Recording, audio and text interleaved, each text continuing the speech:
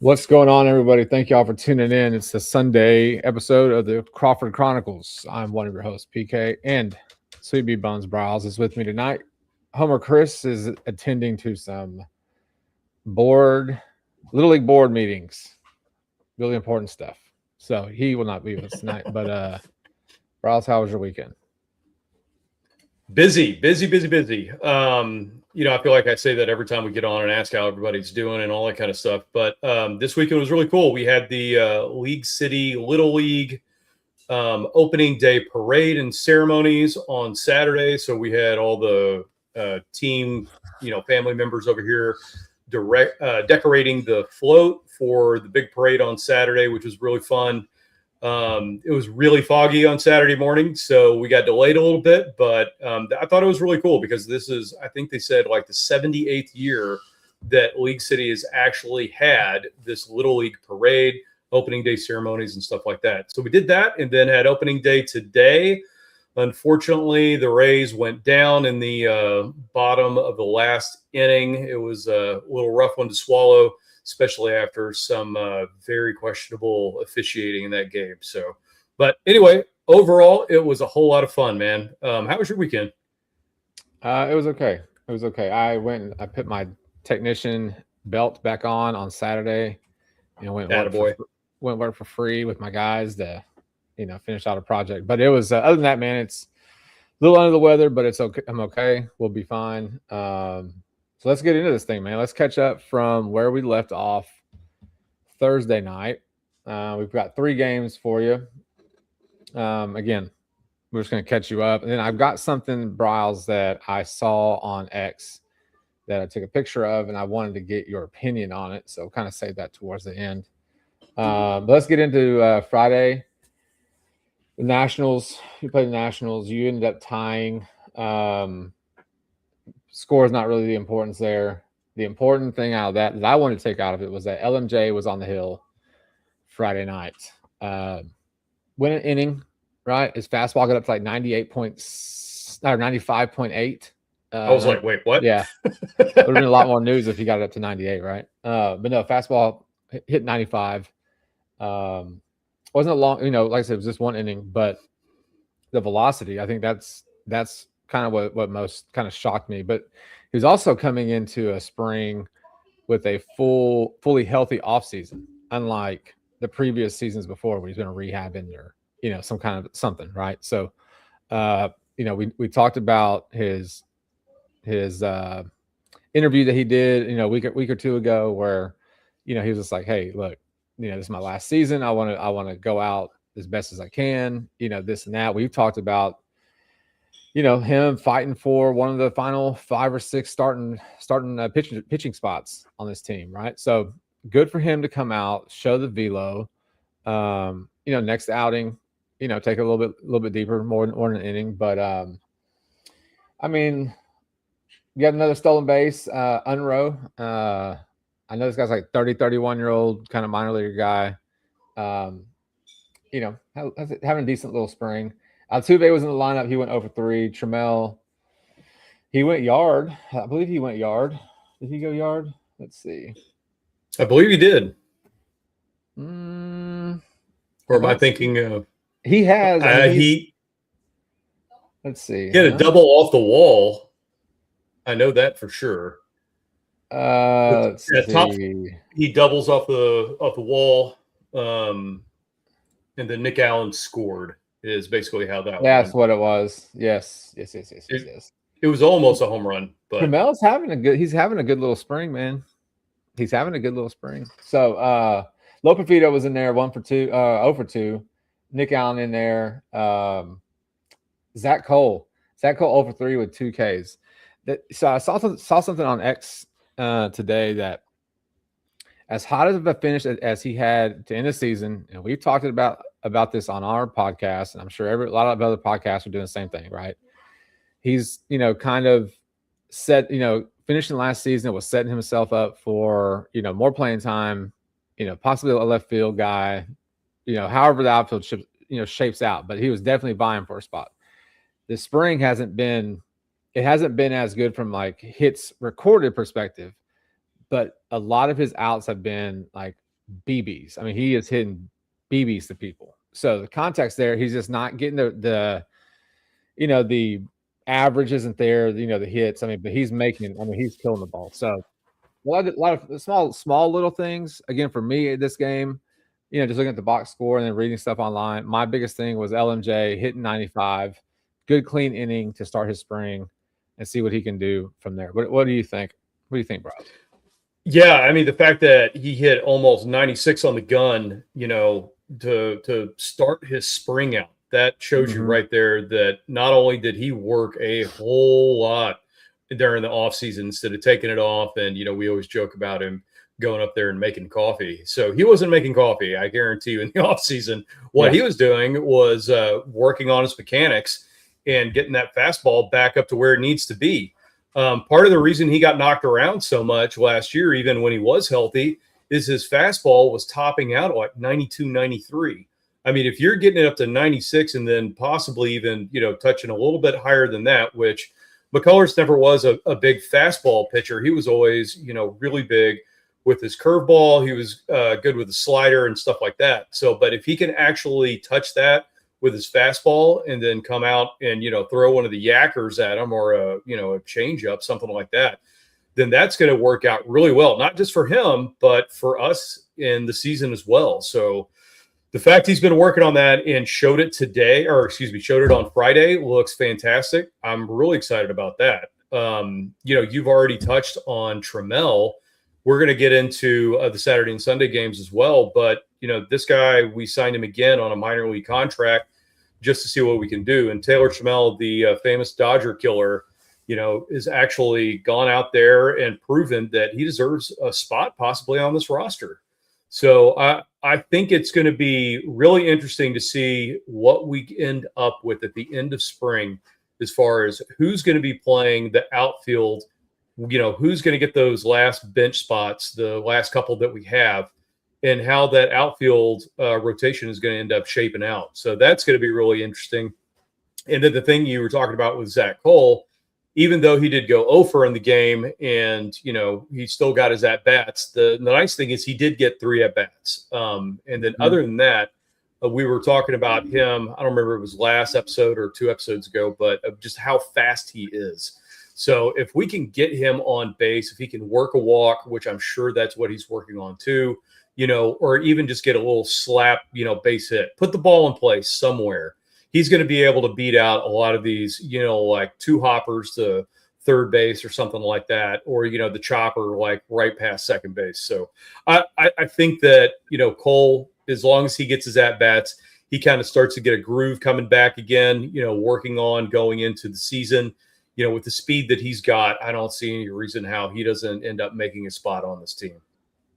Yeah, I think you're right. I mean, he had the lead track into, the 4th outfield position, right behind Jordan when he plays, Cam Smith and Jake Myers. It was going to be Zach Cole, right? So he had the lead track. Right. I mean, I don't think, let's just say he goes, sub 200 in spring, average wise. I think if Dana Brown and Espada are sitting there looking at his exit velo and his barrel rate and seeing that he's mashing the ball, but he's hitting it right to people, I don't think that justifies him not, getting the nod, right? So, I mean, he's just hitting straight to people. Well, and keep in mind too, I mean, we've got Bryce Matthews who's been carrying an outfielder glove. He's been out there trying to get some work in as well. And you've got Loperfido out there getting some work in as well. So I think that what we're probably going to end up seeing is, a couple of these guys going down to AAA. And then if they have options, they're going to be jumping up and down probably all season, just depending on how everything starts working out. But I mean, if one of the guys that you're really excited to see in the outfield ends up going down to AAA, before the season starts, don't worry about it. They're just going up there to, get some work in, maybe get the bat right, or maybe work on defense a little bit. And then after that, you're going to see them pop up on the big league squad like pretty quick. I would imagine we're going to see a pretty healthy rotation of guys between Sugar Land and the Astros, back and forth, like I said, as long as they have options. So, yeah, I agree. One other thing, Eric Getty pitched in this Friday game, and it was 2 innings. It was not good for your boy. 2 innings, 4 runs, all 4 earned, 1 walk, 4 Ks, and gave a bomb. So just, like I said, like we try to say every time, it's spring training. I'm going to go with he was working on something, and that's why it wasn't that good of an outing. You know what I'm saying? So I hope that was it. But, right. And you're right. These guys tinker with stuff, like, oh, well, I'm trying to do a little bit something different. Like they're trying to move like a little bit different finger position on like a slider or curveball or something like that. You know what I mean? And sometimes it works out. Sometimes you throw it right down the middle and these guys are just going to tee off on you. So well, true. And then the other thing too is like, we'll get into it on the Sunday game, right? With Costanza. We'll talk about that in a minute, but let's move into Saturday's game.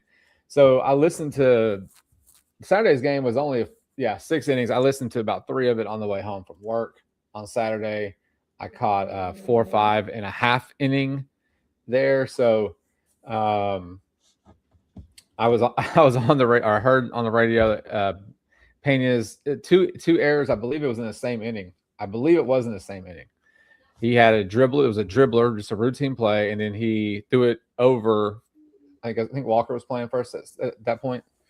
Yeah, Walker was still in. Threw it over Walker, and then the next error was I think a ball that he anticipated to come up, and it stayed down, so right through the legs. And that was his 4th error. Yeah, we're in game on Saturday. That would have been game 6. That would have been game 6 of the spring, and he had 4 errors by the end of that game so far. So, is there any concern from you?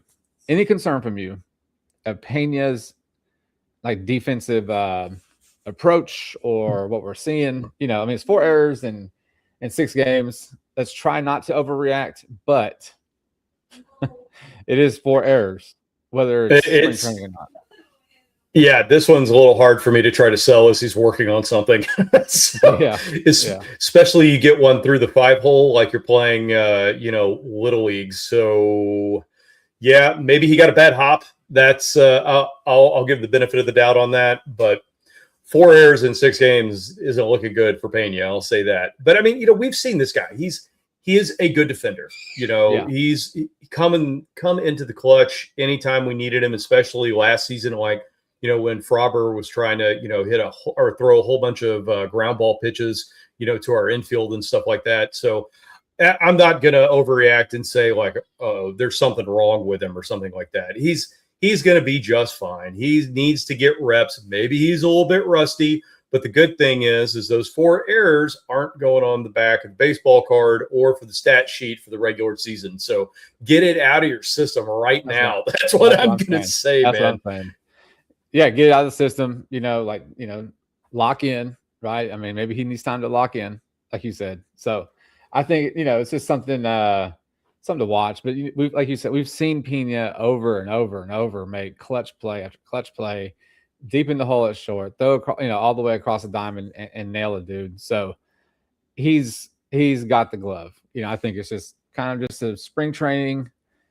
I mean, that's something I can say spring training. That's what I'm going to keep going with until, and I hope it doesn't, until it starts going to bite me in the ass during the regular season when he's like routine Gutierrez there at shortstop. But I don't think he will. I think his glove's too good for it. Correct me if I'm wrong here. Didn't he get engaged like about a month ago? He did. He did get engaged, yeah.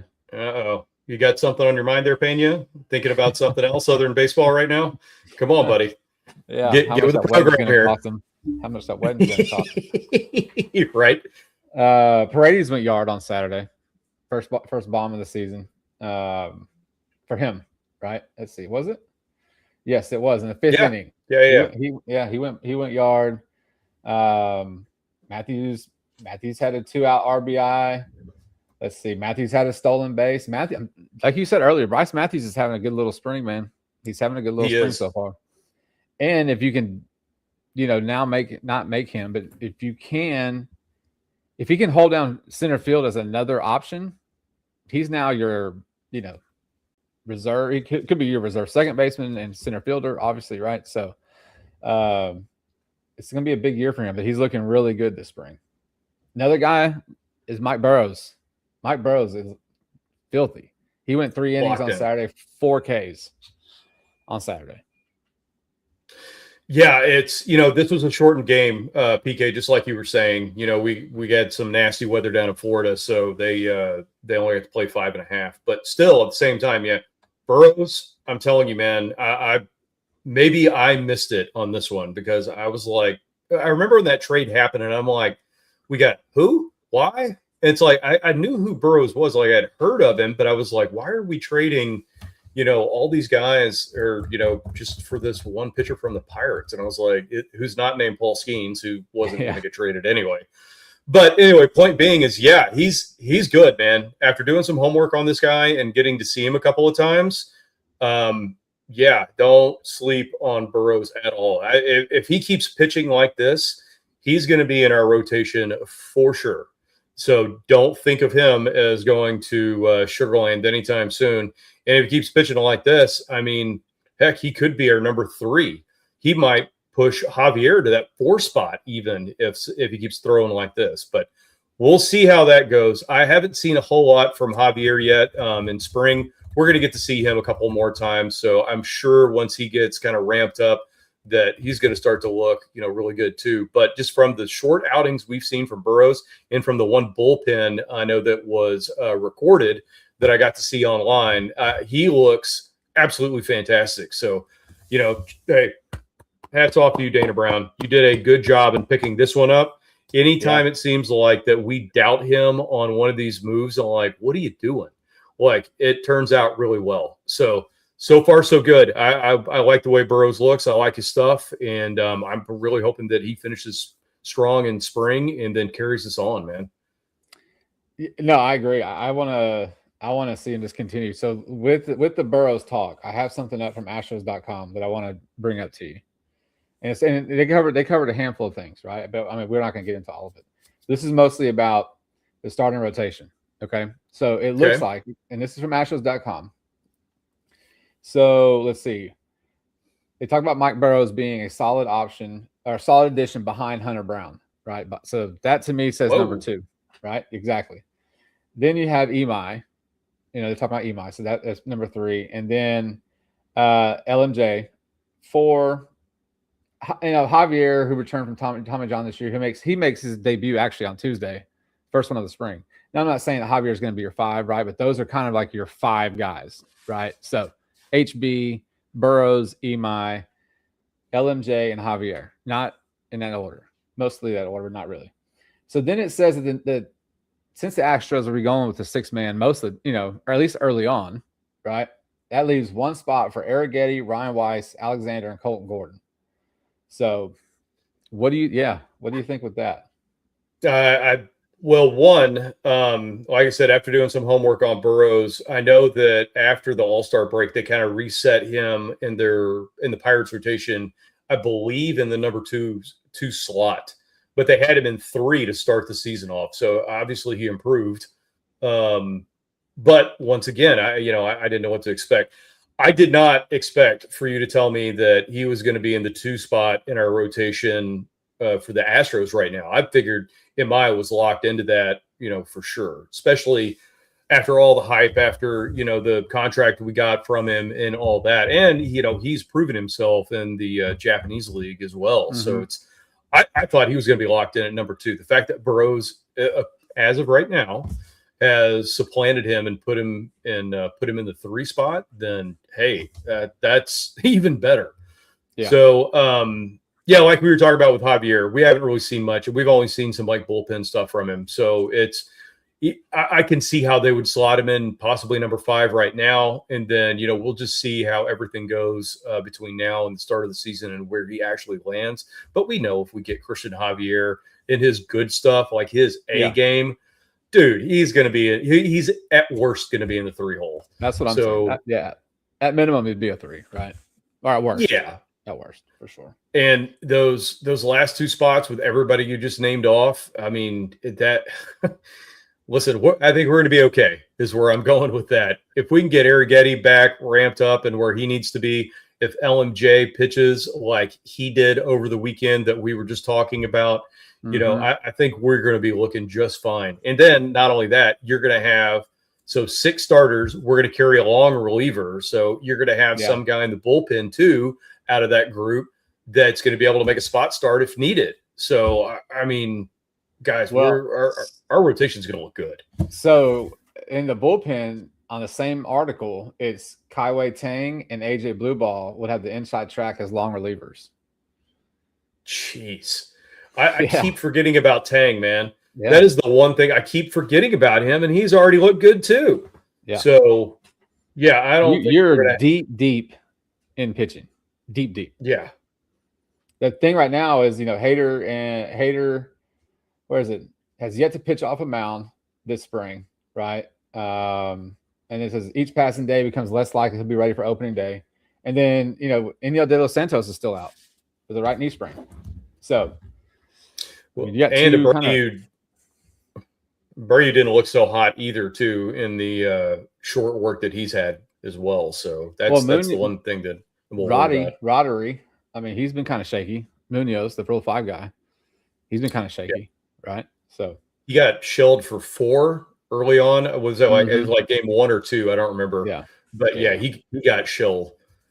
Yeah. Let's get into Sunday's game because we got about 9 minutes left, 8 minutes left. Altuve, Paredes were in. Zach Cole he was 0 for 1. Yiner was in today. Loperfido. Let's see who pitched. Costanza. It takes us back to what we were talking about with spaghetti. I almost said spaghetti with Arrighetti, right? And how bad the outing was on Friday. What was it? Friday? That's not really. Yeah, the Friday's game. And so I said, look, we'll talk about Costanza when we get to Sunday because his first start of the spring didn't even make an inning. I mean, he went 2/3 of an inning, 5 hits, 5 runs, 4 runs, something like that. I mean, not a good way to start. We talked about, right, the replication of last season, all that thing. And so all he does, and again, this is spring training. The sample size is way too small, right? But the way he backed up that outing was 2 innings of 1-hit baseball. That's what he did.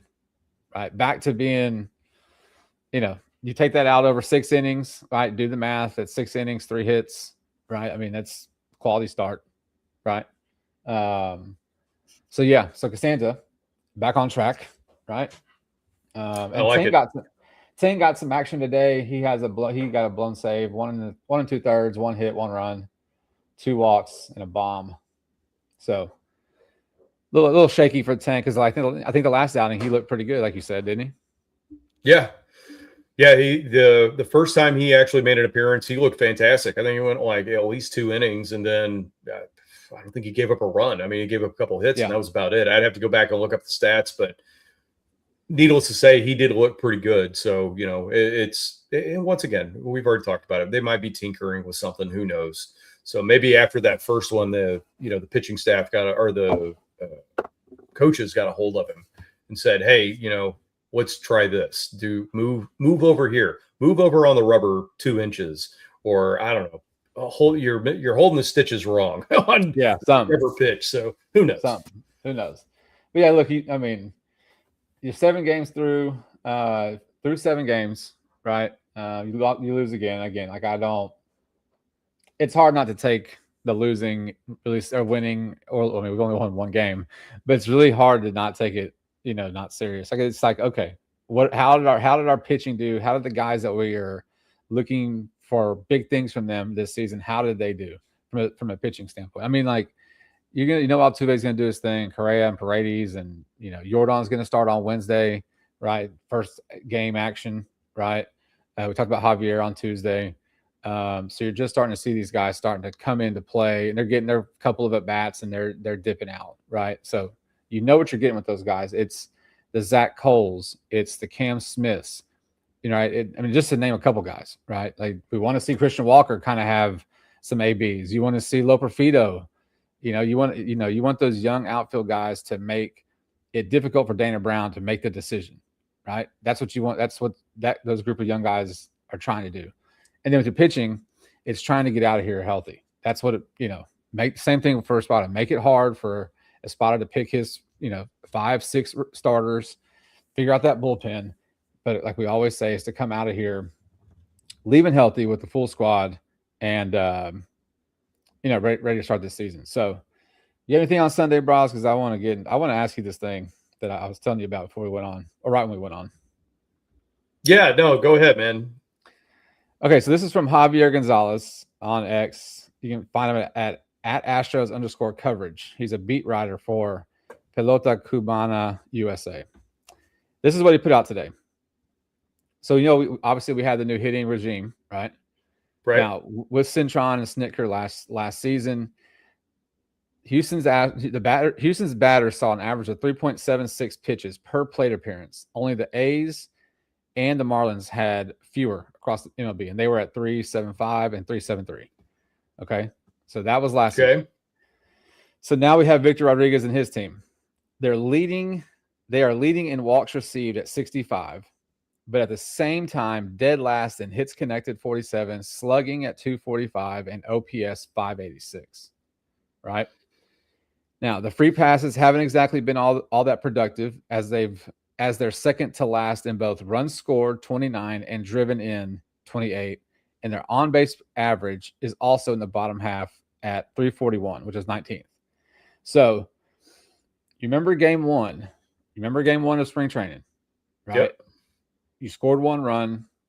You had 11 walks, right? And Wheelhouse put out a post. He put out a post like, all right, send in your overreactions, right? And so my overreaction was, here we go again, right? Or is it too early to say, here we go again? So again, it's spring training. It's spring training. I'm going to say it again. It's spring training.